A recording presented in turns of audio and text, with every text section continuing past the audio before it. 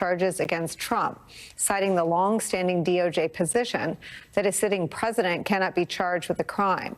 But Smith did note in his filing this, quote, that prohibition is categorical and does not turn on the gravity of the crimes charged, the strength of the government's proof, or the merits of the prosecution, which the government stands fully behind.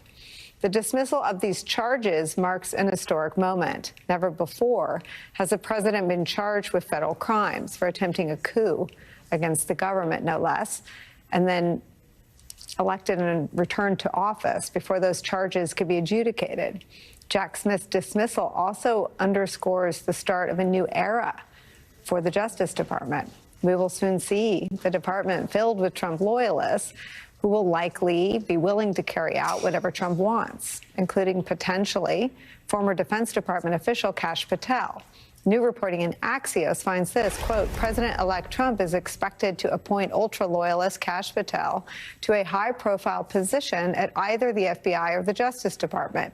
Top transition sources tell Axios, given the hurdles Patel might face winning Senate confirmation.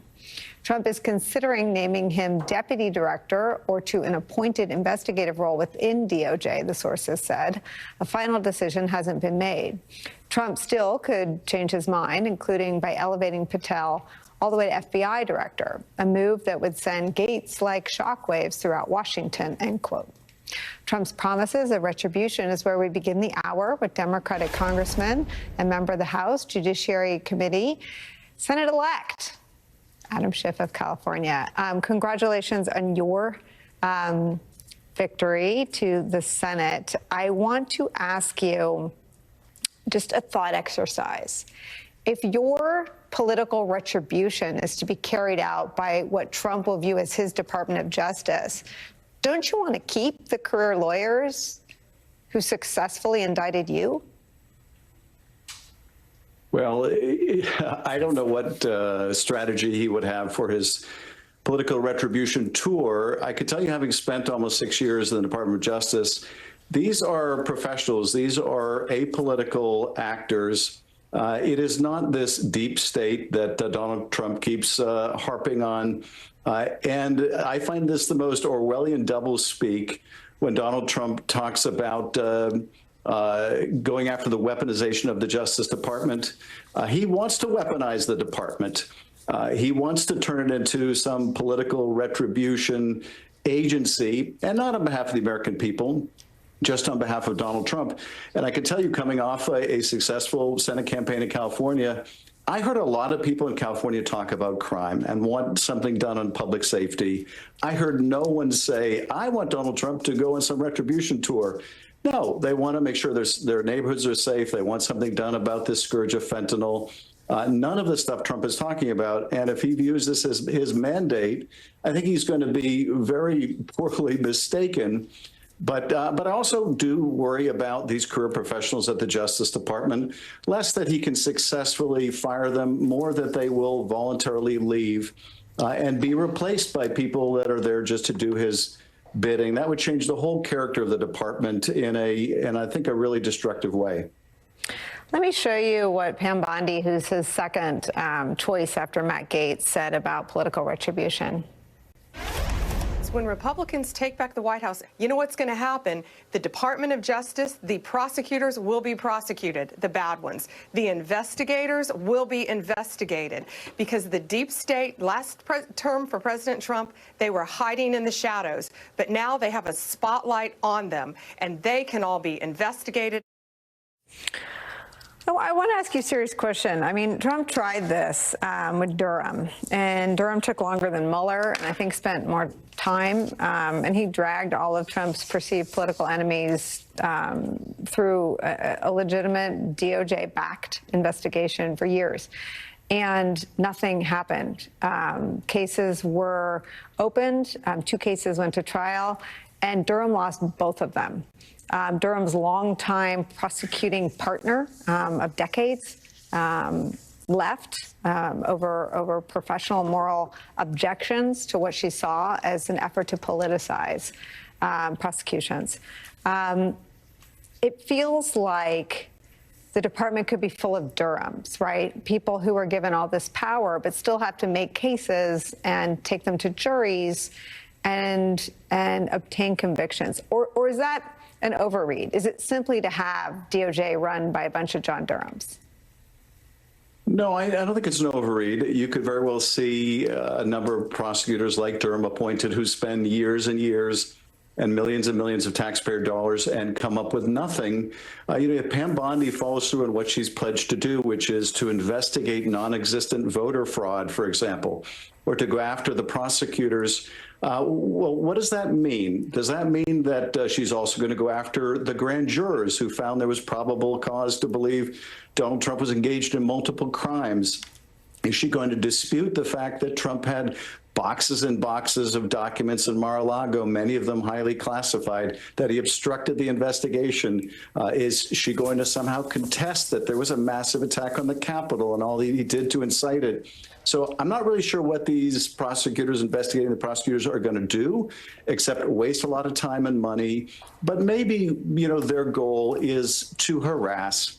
If they're seasoned prosecutors, and some of them will be, they'll know they don't have the evidence. They're not likely to find the evidence. The most they can do is try to raise the cost of standing up to Trump on dedicated public servants. But, that too would be a tragic misuse of taxpayer resources. But I think it's not too much to expect that there may be Durham-like, fruitless, long-term, costly investigations. What is your mindset as you head to the U.S. Senate in terms of being a check on Trump? Well, my mindset is, look, we don't have 4 years to stand still. We can't waste 4 years not moving the country forward, not addressing some of the economic challenges that we have, like the lack of affordable housing and the high cost of childcare and other needs of families. So my first priority is, how do we get things done on those core issues that I think people really were voting about in the election?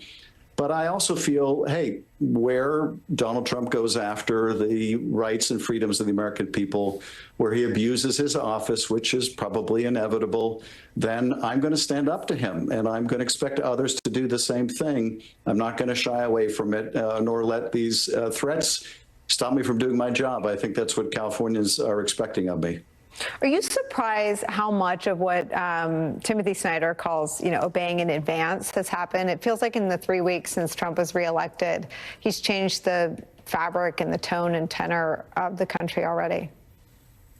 I think that's true. I think that people are still trying to wrap their heads around what the election means. I know I still am, but you have already seen leading up to the election certain acts of self-censorship. I think the decisions by the Washington Post and the LA Times not to issue their editorials are a form of self-censorship.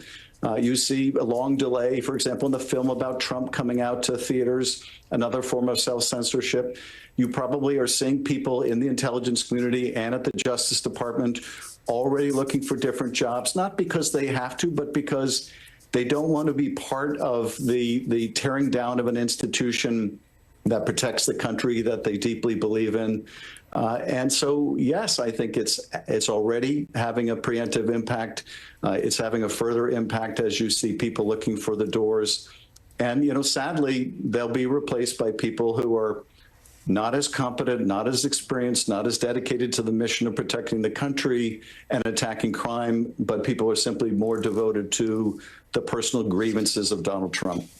I mean, what's interesting about the Gates pick and now the Bondi pick is that there's no department that will be more central to determining the early success or failure of Trump's second term than the Department of Justice. Because other than DHS, and I guess in Trump's mind, the Pentagon, DHS or DOJ touches all of the immigration policy he wants to. Child separation ran through Rod Rosenstein, who signed all of those documents.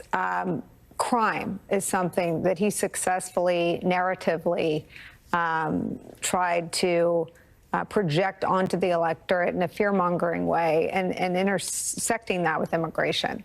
If he deconstructs the Department of Justice in the way you're describing, where people who are good and loyal and faithful to the rule of law either are fired and chased out or leave ahead of that, and replaces them with people who are subpar.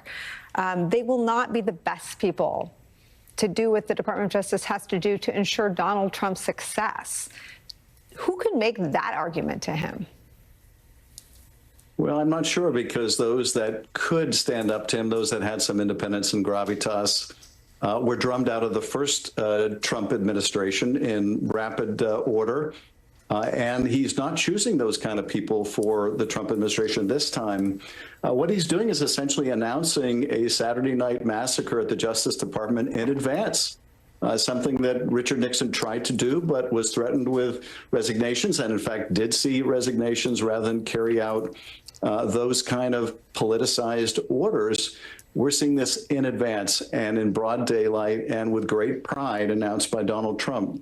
I think what we're likely to see if he keeps to the present course is less of a focus on what voters were looking for, that is dealing with crime, dealing with the border crisis, more of a focus on political retribution. And what we'll get is political retribution and a marketing campaign to tell us how much safer we are when he has really put his focus elsewhere. So I think we can expect a good marketing campaign. He's nothing if not a good marketer.